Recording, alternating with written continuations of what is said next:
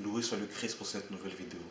Je bénis Dieu pour le souffle de vie, pour la parole qu'il nous donne, afin de pouvoir à nouveau brandir l'épée de l'esprit pour détruire les doctrines de démons, de serpents, pour que les chrétiens soient éclairés sur la parole véritable de Dieu. La GN est-elle éternelle? Alors, il y a de plus en plus dans ces temps de la fin de groupes religieux qui se lèvent et qui enseignent des doctrines concernant le lac de feu, la GN, en disant que la GN n'est pas éternelle ou que la GN n'existe pas. Alors, les témoins de Jéhovah disent que la GN, le lac de feu, n'existe pas. Et les branhamistes disent que la GN n'est pas éternelle. Comme la GN a été créée, comme la GN a eu un commencement, la GN ne peut être éternelle. Alors nous allons voir qu'est-ce que la Bible nous dit.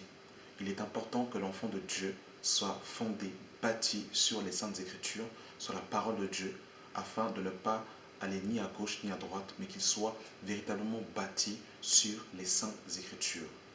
La parole de Dieu nous dit que la foi vient de ce que l'on entend, et ce que l'on entend vient de la parole de Dieu.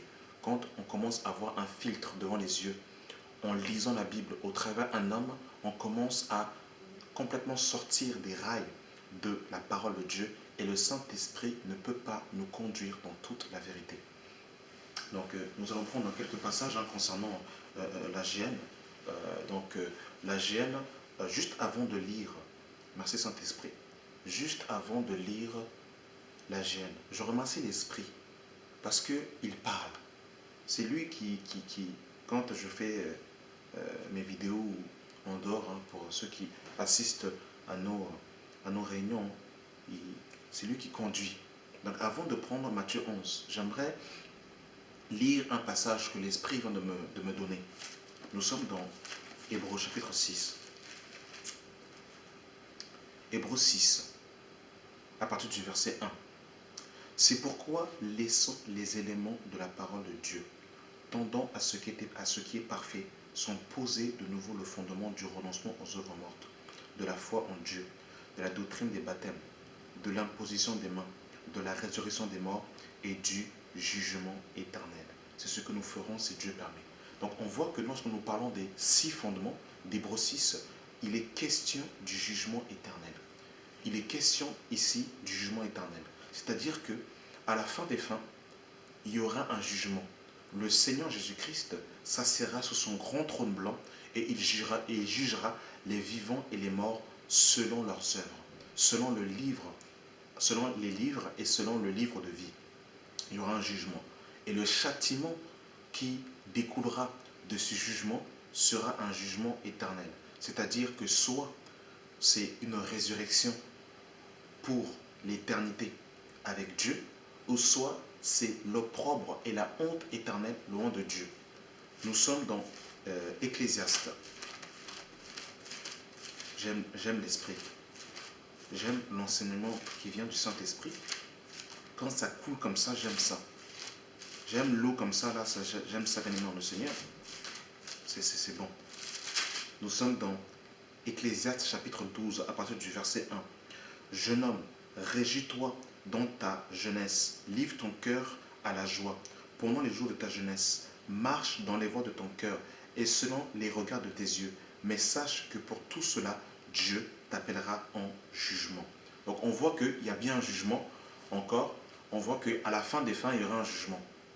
Bien aimé dans le Seigneur, il y aura un jugement. Et ça, que personne ne vous trompe, que personne ne vous séduise, il y aura un jugement. Si les hommes qui ont l'argent peuvent passer entre les mailles du filet du jugement humain, mais ils n'échapperont pas, bien aimés dans le Seigneur, au jugement céleste. Ils ne peuvent échapper. Ils n'échapperont pas. Et regardez, bien aimé, tout ça c'est l'esprit qui vient de ce passage. Alors nous sommes dans, si je ne me trompe,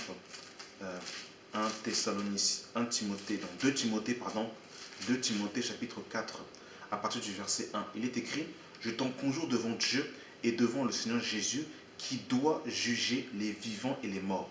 Donc on voit qu'il y a véritablement un jugement. Jésus va juger les vivants et les morts. Donc ceux qui disent que quand tu meurs, il n'y a plus de vie, tu disparais là, Ici, on nous apprend clairement que Jésus va juger les vivants et les morts. Donc ça, c'est clair. Que personne ne vous trompe, que personne ne vous séduise. Et, euh, et la Bible est claire par rapport à ça, par rapport au jugement.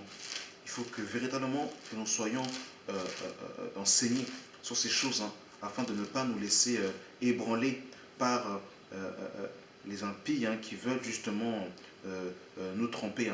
Nous sommes dans Romains 14 à partir du verset 10. Mais toi, pourquoi juges-tu ton frère? Ou toi, pourquoi méprises-tu ton frère? Puisque nous comparaîtrons tous devant le tribunal de Christ, car il est écrit, je suis vivant, dit le Seigneur, tout genou fléchira devant moi, et toute langue donnera gloire à Dieu.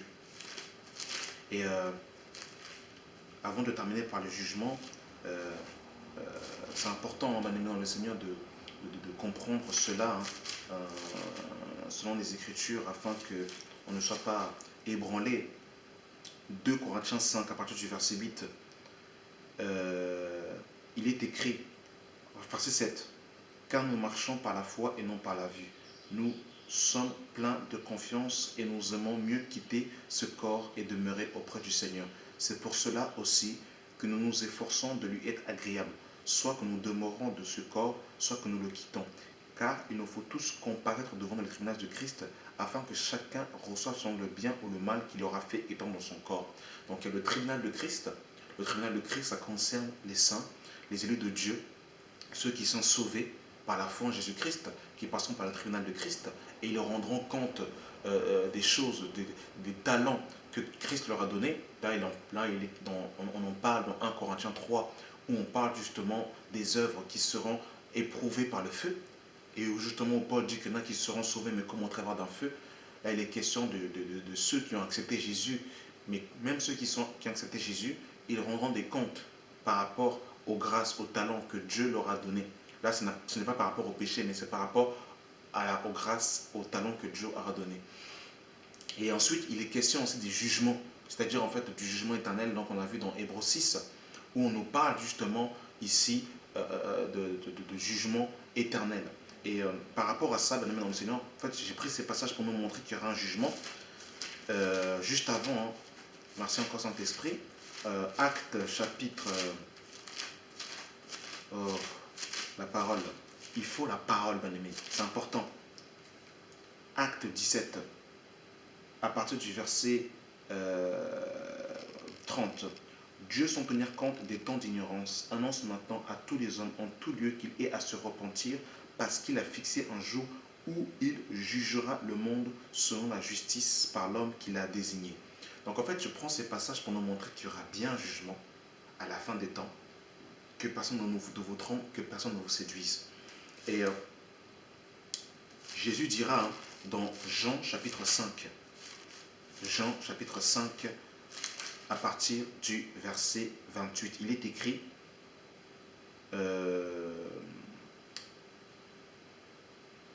Jean 5, 28, ne vous étonnez pas de cela, car l'heure vient où tous ceux qui sont dans les sépulcres entendront sa voix et en sortiront.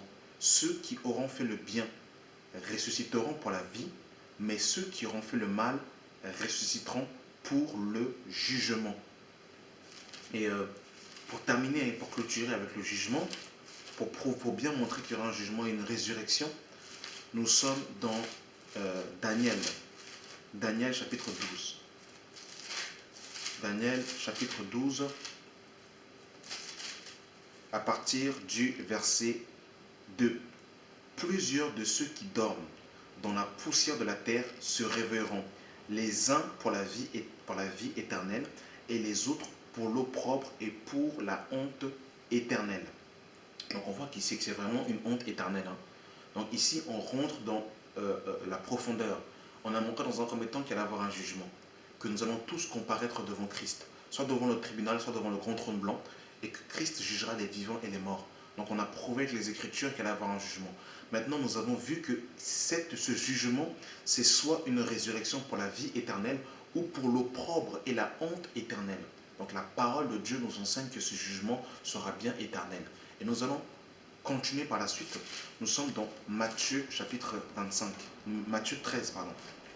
Matthieu 13, où on nous parle de la gêne, où il y aura des pleurs et des grincements de dents. Alors, nous sommes dans Matthieu chapitre 13. Que Dieu nous sauve. Matthieu 13, à partir du verset 40. Or, comme on arrache l'ivraie et qu'on le jette au feu, il en sera de même à la fin du monde. Le Fils de l'homme enverra ses anges qui arracheront de son royaume tous les scandales et ceux qui commettent l'iniquité. Et ils les jeteront dans la fournaise ardente, où il y aura des pleurs et des grincements de dents. Alors les justes resplendiront comme le soleil dans le royaume de leur Père. Que celui qui a des oreilles pour entendre, entende. Donc on nous parle bien ici du royaume des cieux et de la géhenne, autrement dit du lac de feu. Et cette géhenne, ce lac de feu est bien éternel, bien aimé dans le Seigneur. Nous sommes dans Matthieu 25, à partir du verset 41. Donc j'avance parce que pour prendre en fait ce qui nous intéresse, vous pourrez lire Matthieu 25 à partir du verset 31 pour comprendre le contexte. Au verset 41, il est écrit: Ensuite, il dira à ceux qui sont à sa gauche: Retirez-vous de moi, maudits, et allez dans le feu éternel qui a été préparé pour le diable et pour ses anges. Car j'ai eu faim, et vous ne m'avez pas donné à manger. J'ai eu soif, et vous ne m'avez pas donné à boire. J'étais étranger, et vous ne m'avez pas recueilli. J'étais nu, et vous ne m'avez pas vêtu. J'étais malade et en prison, et vous ne m'avez pas visité. Ils diront aussi: Seigneur, quand t'avons-nous vu ayant faim, ou ayant soif, ou étranger, ou nu, ou malade, ou en prison, et ne t'avons-nous pas assisté? Et il leur répondra: Je vous le dis en vérité, toutes les fois où vous n'avez pas fait ces choses à l'un de ces plus petits, c'est à moi que vous n'avez pas fait. Ceux qui, alors, ceux qui iront au châtiment éternel, ceux-ci iront au châtiment éternel, pardon, mais les justes à la vie éternelle. Donc on voit bien qu'il est question d'un châtiment éternel. Ceux-ci iront au châtiment éternel. Donc c'est un châtiment éternel. Il n'y a pas de... C'est un châtiment éternel. C'est la Bible qui le dit, les mains dans le Seigneur. Et dernier passage, Apocalypse. Apocalypse, chapitre 19, à partir du verset 11. Oh Seigneur, sauve-nous. Il est écrit: Puis je vis un grand trône blanc, et celui qui était assis dessus, la terre et les cieux s'enfuirent devant sa face, et il ne fut plus trouvé de place pour eux. Et je vis les morts, les grands et les petits, qui se tenaient devant Dieu. Des livres furent ouverts, et un autre livre fut ouvert, celui qui est le livre de vie. Et les morts furent jugés selon leurs œuvres, d'après ce qui est écrit dans ce livre. La mer rendit les morts qui étaient en elle, la mort et les séjours des morts rendit les morts qui étaient en eux. Et chacun fut jugé selon ses œuvres. Et la mort et les séjours des morts furent jetés dans l'étang de feu. C'est la seconde mort. Quiconque ne fut pas trouvé écrit dans le livre de vie fut jeté dans l'étang de feu. Donc la parole de Dieu est claire ici. Et quand on remonte même juste au-dessus, au verset 7, il est écrit: Quand les 1000 ans seront accomplis, Satan sera relâché de sa prison, et il sortira pour séduire les nations qui sont aux quatre coins de la terre, Gog et Magog, afin de les rassembler pour la guerre. Leur nombre est comme le sable de la mer. Et ils monteront sur la surface de la terre, et ils investiront le camp des saints de la ville bien-aimée. Mais un feu venu du ciel, descendu du ciel, et les dévorera. Et le diable qui les séduisait fut jeté dans les temps de feu et de soufre, où sont la bête et le faux prophète. Et ils seront tourmentés jour et nuit au siècle des siècles. Donc que personne ne vous séduise, que personne ne vous trompe.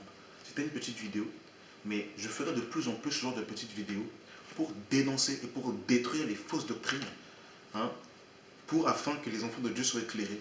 Donc de plus en plus, le Seigneur va me pousser de plus en plus à faire des courtes vidéos comme ça, où on va énumérer une fausse doctrine, on dénoncera la dénomination qu'il a enseignée, et on présentera les Écritures pour justement que les enfants de Dieu soient éclairés sur la saine doctrine. Voilà. Merci d'avoir suivi cette vidéo et que la grâce et la paix de notre Seigneur Jésus-Christ soient votre partage. Juste avant de terminer, je voudrais dire ceci. Le chrétien ne se sanctifie pas par peur du lac de feu. Le chrétien se sanctifie parce qu'il aime Dieu. C'est par amour qu'on se sanctifie, qu'on fuit le péché et qu'on marche dans la victoire. C'est par amour pour Dieu. C'est parce qu'on aime Dieu qu'on se sanctifie et qu'on veut mettre en application sa parole. Parce que le premier commandement, c'est tu aimeras le Seigneur ton Dieu de tout ton cœur, de toute ton âme, de toute ta force et de toute ta pensée. Et le second, c'est tu aimeras ton prochain comme toi-même. Donc, le commandement premier, c'est d'aimer Dieu. Et c'est en aimant Dieu qu'on se sanctifie, qu'on met en pratique sa parole, mais ce n'est pas en ayant peur de l'enfer qu'on se sanctifie charnellement et qu'on est essoufflé par la suite et qu'on n'arrive plus justement à continuer. Voilà, merci d'avoir suivi cette vidéo et que la grâce et la paix soient votre partage. Amen.